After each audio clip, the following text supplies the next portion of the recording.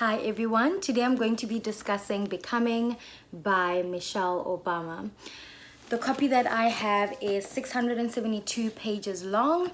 The version I have is the large print version, and if you want to listen to this on Audible, it would be about 19 hours and 6 minutes, and this book was originally published in 2018. I'm going to read the blurb. When she was a little girl, Michelle Robinson's world was the south side of Chicago, where she and her brother, Craig, shared a bedroom in their family's upstairs apartment and played catch in the park, and where her parents, Fraser and Marianne Robinson, raised her to be outspoken and unafraid. But life soon took her much further afield from the halls of Princeton, where she learned for the first time what it felt like to be the only black woman in a room, to the glassy office tower where she worked as a high-powered corporate lawyer, and where one summer morning a law student named Barack Obama appeared in her office and appended all her carefully made plans. Here, for the first time, Michelle Obama describes the early years of her marriage as she struggles to balance her work and family with her husband's fast-moving political career. She takes us inside their private debate over whether she should make a run for the presidency and her subsequent role as a popular but often criticized figure during his campaign. Narrating with grace, good humor, and uncommon candor, she provides a vivid, behind-the-scenes account of her family's history-making launch into the global limelight, as well as their life inside the White House over 8 momentous years. As she comes to know her country and her country comes to know her, Becoming takes us through modest Iowa kitchens and ballrooms at Buckingham Palace, through moments of heart-stopping grief and profound resilience, bringing us deep into the soul of a singular, groundbreaking figure in history as she strives to live authentically, marshalling her personal strength and voice in service of a set of higher ideals. In telling her story with honesty and boldness, she issues a challenge to the rest of us. Who are we and who do we want to become? Great. So before I get started talking about this book, I wanted to remind you all or let you know that I will be giving away a copy of Assata's autobiography, one in South Africa and one in the US.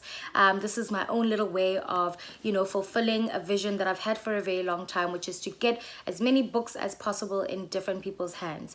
And so if you would like to enter, subscribe to this channel, leave a comment, and subscribe to my Instagram. As simple as that. I'll also leave a link to the video where I speak specifically about the book giveaway and the thought behind it. Now, back to, and I'll be announcing the winner next week Wednesday. Cool. So, Becoming. I feel like this is going to be a short episode because this is a book that's been widely spoken about, but I wanted to just share a little bit of like what it brought to my life when I read it. At the time that I read this book, I was working in college. I had an on-campus job, and oh my goodness, it was definitely a very tough time. I mean, the whole time that I studied, I feel like was a very challenging experience because not only was I low on money and budgeting, but I was low on money and budgeting in New York City, and I couldn't work because I was an international student, so I could only work on campus. And so at the time that I read this book, I had an on-campus job, 2 on-campus jobs actually, oh my gosh. And it was such a challenging time, such a stretching, demanding time. I gained so much weight in that time, honestly. But reading this book entered my life on Christmas. It was a Christmas present, and it was a saving grace. I mean, I read it quite a while after I actually received it. But what I really, really enjoyed about this book is that it gave me the stamina that I needed. Listening to Michelle Obama's book listening to her story, reading her book, I was reminded by the countless black women who came before me who are striving for the best for themselves, trying to leave a legacy, and who are having to wade through the waters, dig through the mud, do the most in order to get somewhere better, and in order to make life easier for those coming behind them. And I think this gave me so much strength at a time when honestly I felt like giving up. Like there was so many moments during my studies when I felt like, maybe I've bitten off more than I can chew. Maybe this is the time to stop. Maybe I should just like rethink this whole thing. And reading this book definitely definitely was a lifeline in a sense, and I didn't expect it to be that. I didn't expect it to be as powerful as it was, because I felt like, because Michelle Obama is such a public figure, that there wasn't much I was going to learn about her. But my goodness, I fell in love with her. I was just like, what an incredible spirit, what an incredible woman. And I felt like the way that she wrote this book made you feel like she was a friend telling your story. Like you're at a cabin somewhere, there's a fireplace, you're drinking hot chocolate or whiskey, listen, or red wine, up to you, and she's telling you the story of her life. It is so well written, so approachable, and very honest, I think. And I couldn't believe that it was 672 pages. I remember just like savoring this read during my lunchtime, and really struggling to go back to the office after reading the book. But yeah, excellent writing, and very candid, as they say in the blurb. And I would really recommend this for any person, but specifically any Black woman who is who maybe comes from a poorer background, who needs a little bit of motivation. Because I think sometimes when you are in that space of poverty, or living in an environment where you feel like it takes so much to come out of it, or even if it's like a mental space that you're in where you feel like you're not able to like push through or move through where you're at in your life, or if there's a certain goal that you're trying to achieve and you just feel like, oh my gosh, this is going to take so much out of me, this book will definitely give you that push, that strength, and that reminder that it is possible, and that Michelle Obama, like yourself, are one of many women who have done it and will continue to do it. So I highly recommend this read. You know, I worried that I thought that it was overrated, but it definitely wasn't. It was such a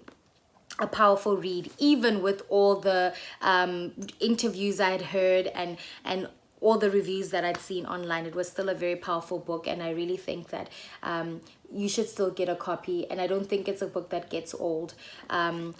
Yeah, that's all I can say. I don't feel like I need to say more. She's got a podcast on Spotify. I haven't listened to it yet, because I felt like it was being shoved down my throat, and I don't like when that's how when things feel like that, or when I encounter them that way. But I listen to her interviews a lot, and yeah, I just respect her very much, very highly.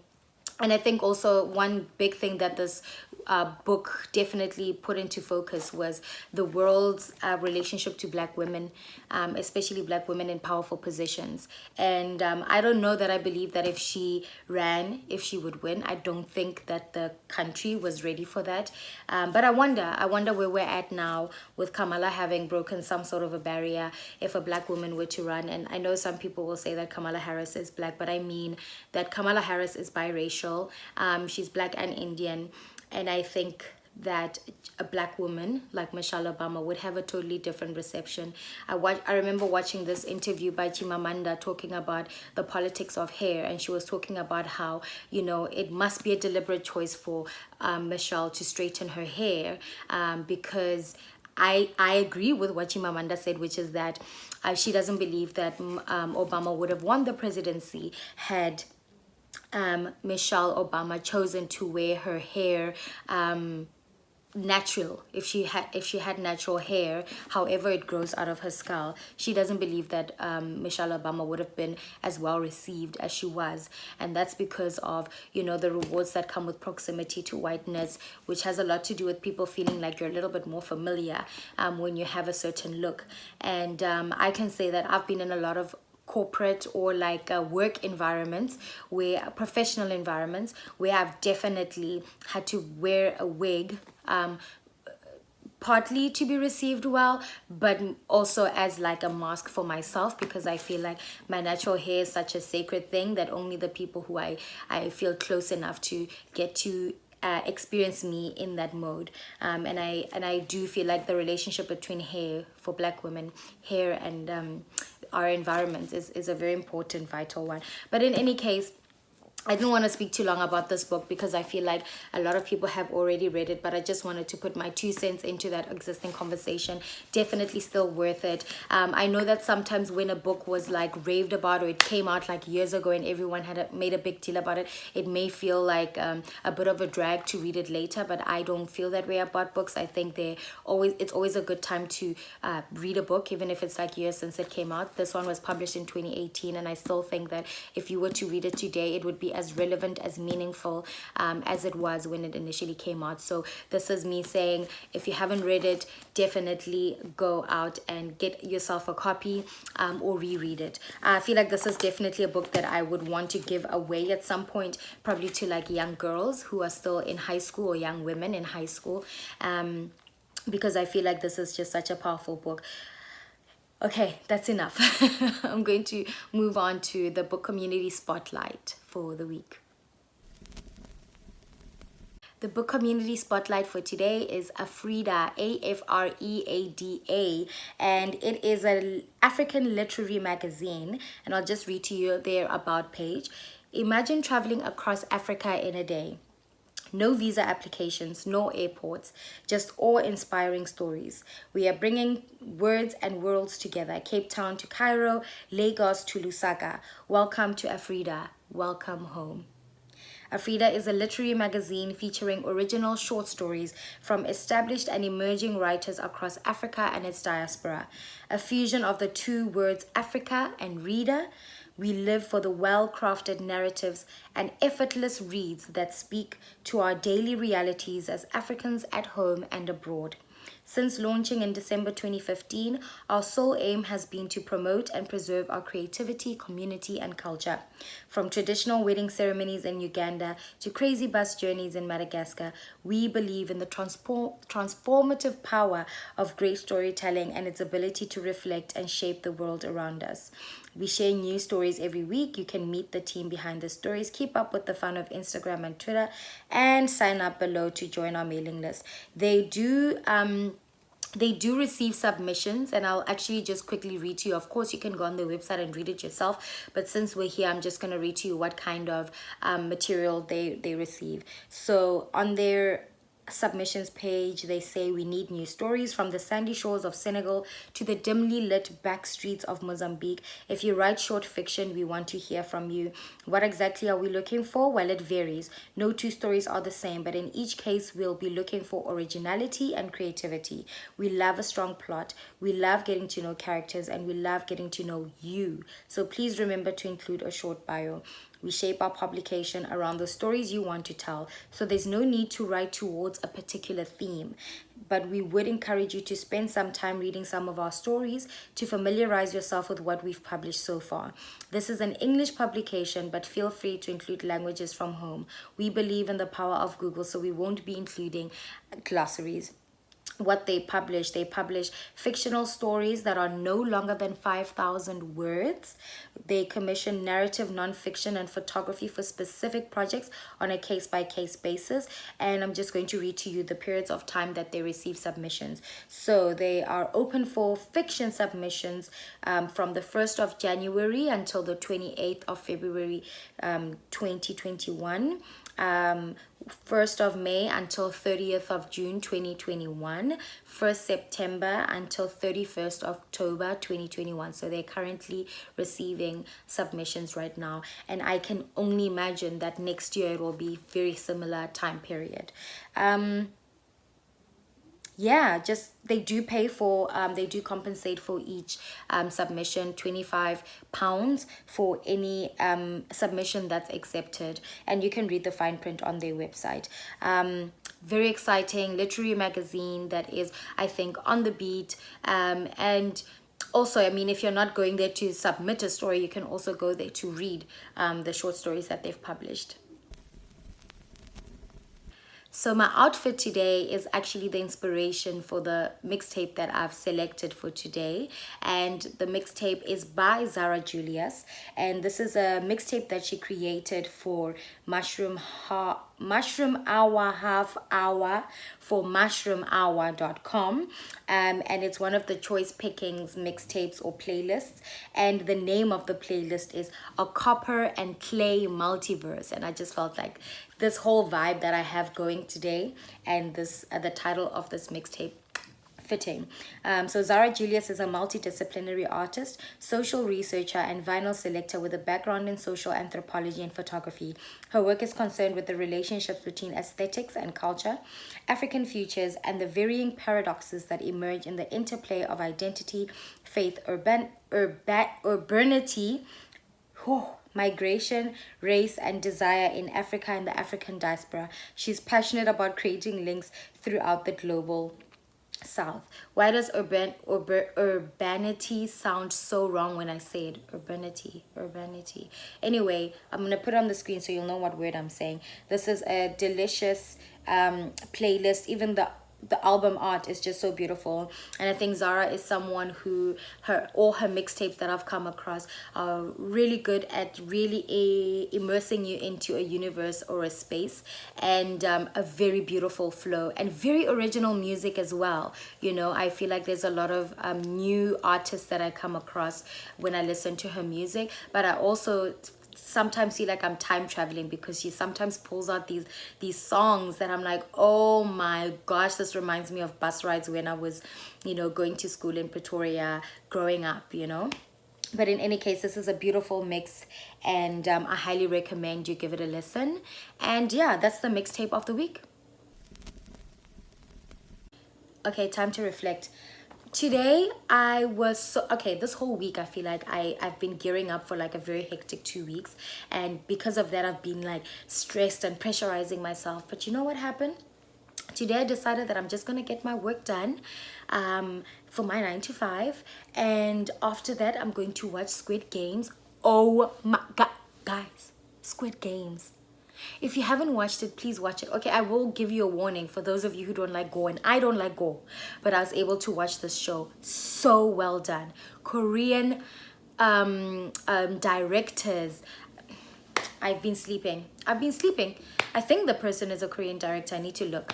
But in any case, it's dubbed, so don't be surprised, but so good. Anyway, I'm getting very sidetracked here. I watched Squid Games. I made a nice meal. We got a HelloFresh delivery this week. By mistake, I forgot to unsubscribe for it, but actually it was perfect because I have not been in the mood to cook. No, I'm always in the mood to cook, but I haven't had the time to cook. So HelloFresh is perfect because it makes it so much easier for me to prepare meals. But yeah, I'm feeling good. I'm feeling like I'm in my body after I had the talk to myself that like, girl, you got this, I can make it all happen. Yes, I have a lot on my plate, but I can definitely hook it all up because I can do it and I've done it before. And so instead of like terrorizing myself with the what ifs, just get it done. That's kind of the mode I'm in. And I feel like after that happened, the energy in me shifted. The one thing that I was super feeling self-conscious about is my nails, because I had black nail polish on, and I wanted to do the video with the black nail polish, but it looked chipped and stuff. Then I couldn't find it to reapply, so then I took it off a few minutes before starting the video, and there's still some black stuff stuck in there, and I'm like, oh, they're gonna think I'm dirty. But anyway, I can't get it out. I think I'm just gonna have to do it again and again and again, and also just wash my hands deeply before it comes out, because it's like literal nail polish. Anyway, apart from those little superficial things, I'm doing really well. I'm feeling grounded in my body. I do feel a little anxious because there's a lot that I still have to do in the coming weeks, but I'm going to try and live in the moment and find ways to stay present, because I think when I fast forward ahead is when the problems start. So overall, doing good. Loving fall. You know, everybody used to tell me fall is my favorite season. I'm a summer girl. I love summer. I love extreme heat. I love warm temperatures. But fall, I'm enjoying it. And this top, excuse me, I think it's like one of my favorite items of clothing now. And just this vibe, this brown rusty vibe that I have going today, I'm loving it. Overall, doing good, feeling great. Don't forget, I'm giving away a book in South Africa and in the US. It's Asata, an autobiography. I already have the US copy here, and then I'm going to buy the South African copy, but it looks like I might end up doing 2 books in South Africa. I don't know, we'll see. I don't want to put the carriage before the horse. Yeah, that's the saying. Anyway, I'm gonna start rambling, and I feel like I've been saying a lot of nothing. I hope you're doing great, and I hope you have a beautiful day further. Good night, good morning, good evening, goodbye.